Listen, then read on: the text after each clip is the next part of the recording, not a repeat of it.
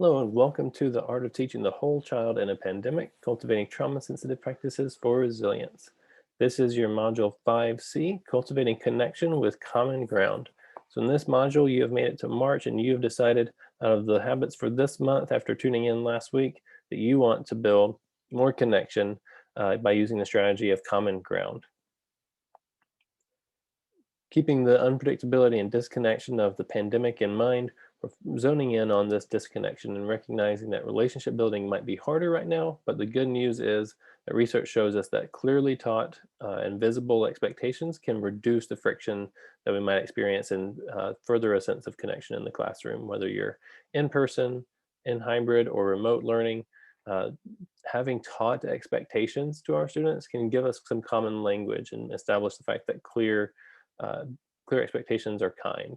And having visuals can really cut down on the verbal reminders. So this is a theme that you'll see throughout this video today that I really want to highlight. And the little picture here is someone navigating the airport. And just keep in mind how independent you can be in an airport without talking to too many people about where you need to go and what time you need to be there by using the visuals that are accessible to you. So keep that in mind as an example to build upon when we're thinking about building more independence for our students. So the objectives for today is for you to learn some evidence-based common ground routines, to specify your new personalized habit to use, and use your daily pulse to keep a monitor on your habits and your wellness. So you're gonna need about 20 minutes, some clear headspace, and your printed or digital journal so that you can do steps 4 through 6 of Module 5.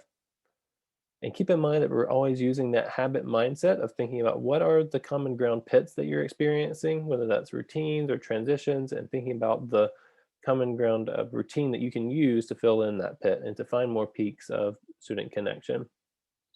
As you follow along, I'd encourage you to watch with your guided notes. So how's it going this year with your routines? Think about the routines that you have in your classroom.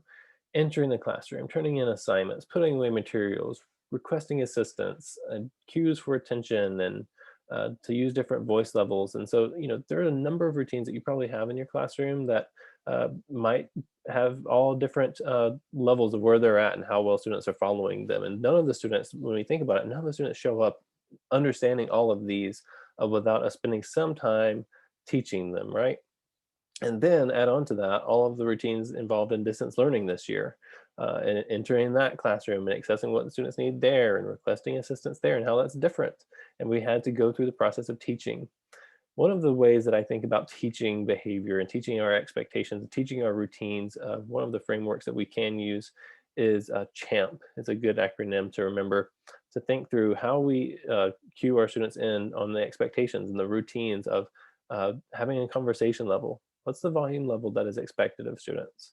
What's for remote learners, what is the way they communicate via chat box, a microphone?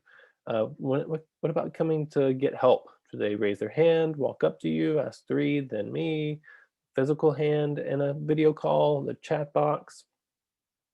What about the activity? What are we doing? What's the activity that we're doing at hand? The movement. So do they stay in their seat? Are they at a table or a desk, a group of chairs?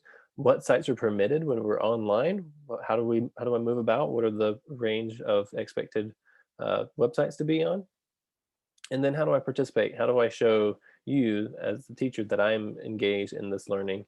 Do I keep my camera on when we're remote? Do I take notes? What do you expect of me both in person and remote? So this is a good framework that can help us keep in mind all of those things that we can be clear with our students about. And so let's tune into a video that explains this in a little more, puts this in a little more context.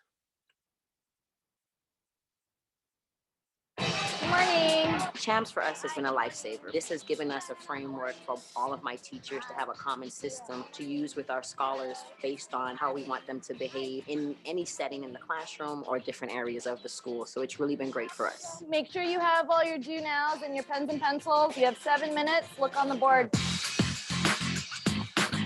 Okay, Okay, I just want to remind you of my expectations for this activity, right? When you finish your work, make sure you check your answers. We redid our in-service schedule to allow for a lot more time with Champ so that once our students were here, teachers had already spent time practicing their systems, practicing their Champ's expectations, and that definitely paid off. I like the way Sarah walked in quietly.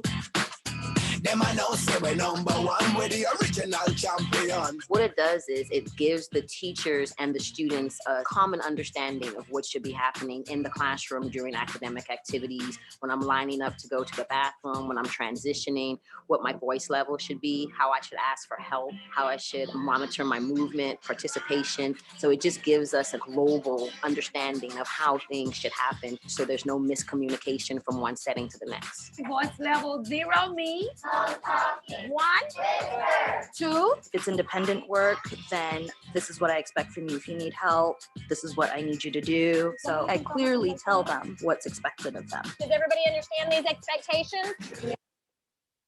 All right, so you can see that there's a number of things to be excited about when we're setting our expectations, but it does take some pre-work.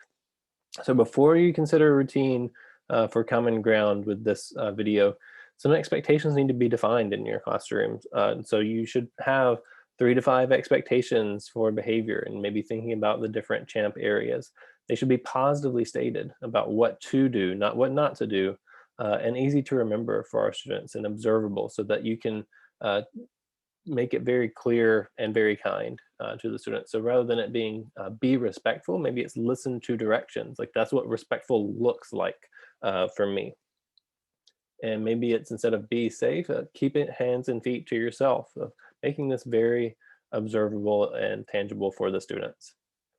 And these should be visually posted in your classroom and taught directly. And that's where we're going to spend some time today with those two. But at least at a minimum, you should have some expectations in your classroom that are positively stated. And so if you don't have those yet, you're going to need to spend some time thinking about those and looking at some of the examples I just shared, some of those questions that students are going to be asking about how they converse, how they ask for help, how they move. You know, some of these routines that we're going to be using will require you doing some of that pre-work. But I think you'll really see in the videos and the examples that I shared that it really does pay off. So once you have that, you can select your new common ground routine. It's your choice of which one you'd like to use. So let's dive in and think through these different examples of routines that I have for you. Keep in mind that our role for students is to teach them, right? So if a child doesn't know how to read, we teach. If they don't know how to swim, we teach. If they don't know how to multiply, drive, behave, we teach. If they don't know how to behave, do we teach or do we punish? And one person asked the question of, why can't we finish the last sentence as automatically as we do the others? And you think about it, really, this is what we do for students. When it comes to behavior, we expect that I do it, I tell you what to do, and then you do it alone, right? We skip, unfortunately, in our gradual release type of model of thinking, we skip over the guided instruction of we do it together and then you do it together. So we want to keep in mind that those are the two zones that we really are often missing when it comes to teaching our routines in our classrooms. When it comes to following the rules, following the routines, meeting our behavioral expectations, we too often skip over the we do and you do part of the gradual release. So the routine rehearsal goes into moving into this arena of we do it together. I'm going to show you what I mean by this. A routine rehearsal is when we take our routines that are posted in the classroom and we rehearse them, especially when they're new to students or when they're going poorly, where we spend some time modeling the right way ourselves and then using that same setting or time of day that the rule or the routine is used. We spend 5 to 10 minutes asking students to rehearse for each other until they have 100% mastery. You want to think about this as dress rehearsal. Like whatever you see them doing when you're rehearsing this is what you're going to get when it comes to the real routines once you start moving into the school year or going back to not rehearsing. So, you know, the video I'm going to show is talking about the first day of school, but sometimes it's never too late to rehearse and do some routine rehearsal with your students. And so we're not at the beginning of the school year, but this is still relevant, particularly if you've got some routines that are getting a little difficult. So let's tune in.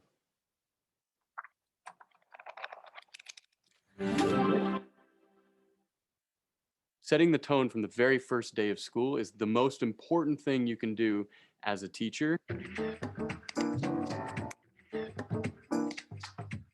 First thing that everyone needs to understand is that you are in charge of your classroom. The very best teachers, when you walk into their classroom, it seems like the kids are totally in charge. They're doing everything they want to do all the time. That's been set up by the teacher from the very first day of school.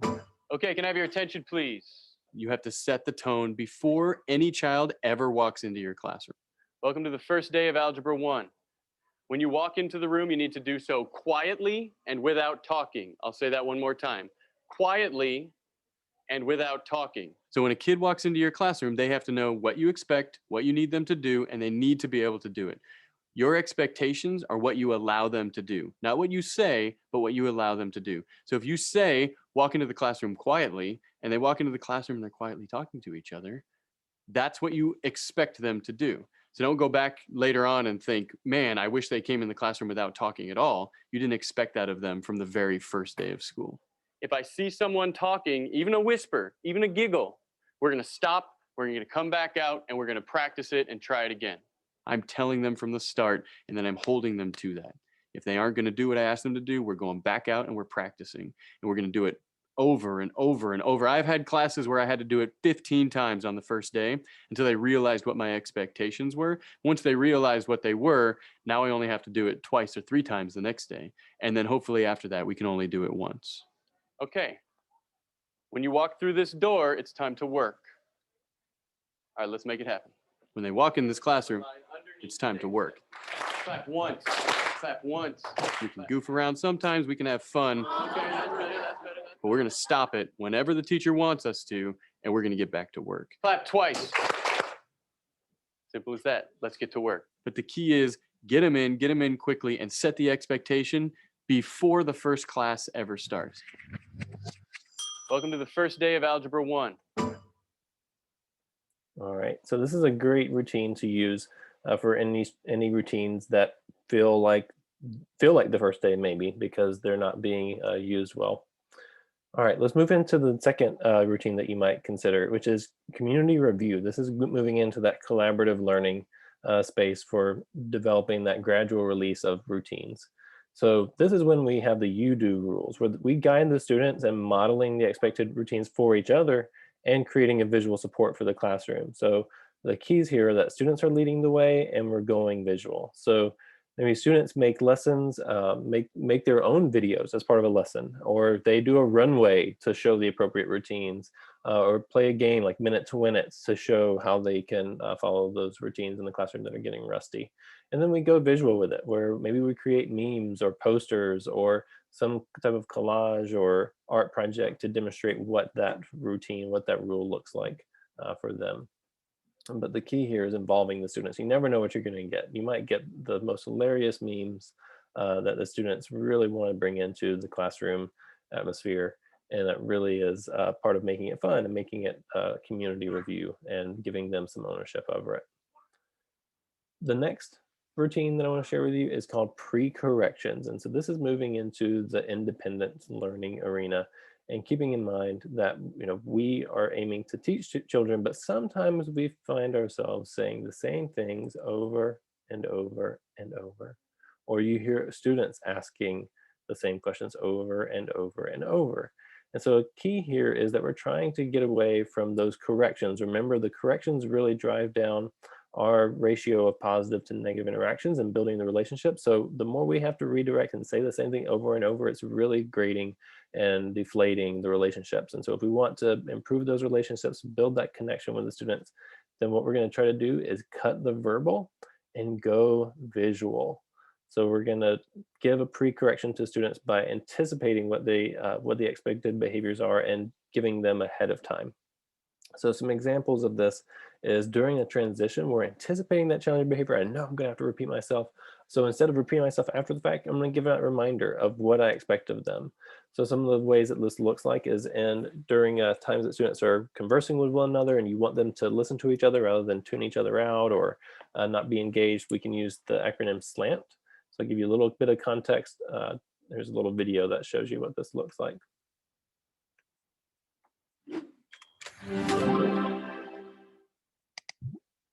So SLANT stands for sit up straight, listen, ask and answer questions, nod, and track the speaker. Markers capped in 3, vertebrae stacked in 2. Thanks for your focus in 1. It's actually something that came out of the KIPP charter schools and has been just really effective in our classroom in terms of, one, helping students be sitting in a way that's going to help them learn, and 2, reinforcing some of the life skills that they need outside of our classroom to truly be college bound. All right, so a great example here of pre-corrections. The key here is pro tip is to follow through with the praise. So when you ask for slant, look for slant and praise it when you can, and go visual. You see she has this poster in her room to watch out for. And these are key social emotional skills to keep in mind. So these are great examples of things to do, incorporate into other non-classroom settings as well. If you teach or have groups or facilitate other social emotional learning, these are great skills to keep in mind, but always keeping it beforehand and using those reminders before we see the behavior that we don't want. There is a link that'll be provided if you want to see a middle school example of that. You can tune into that as well. All right, the final routine that I want to share with you is called code switching, which is again going into that independent learning and asking the big picture question of, are your expectations for volume level, hand raising, and other routines always the exact same? I'm afraid they're probably not, right? So putting up a speed limit sign is great to have visually, but what if it was adjustable to the situation and the context where it changes? So that's what code switching is all about. We're visually and verbally switching to a new set of expectations. And this can look a few different ways, but a great example here is this color wheel where we have 3 different sets of expectations of what the conversation level looks like, how to ask for help, what movement is expected.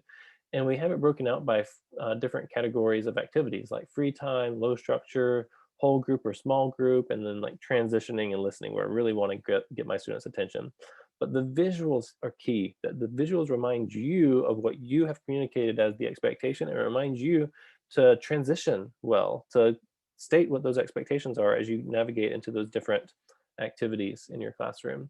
And it doesn't have to be a wheel. Some people print out a wheel and have a little arrow that they spin and turn to the expectations. Some folks I've worked with have lights where all the lights with a button on a remote get transitioned to the same light, same color.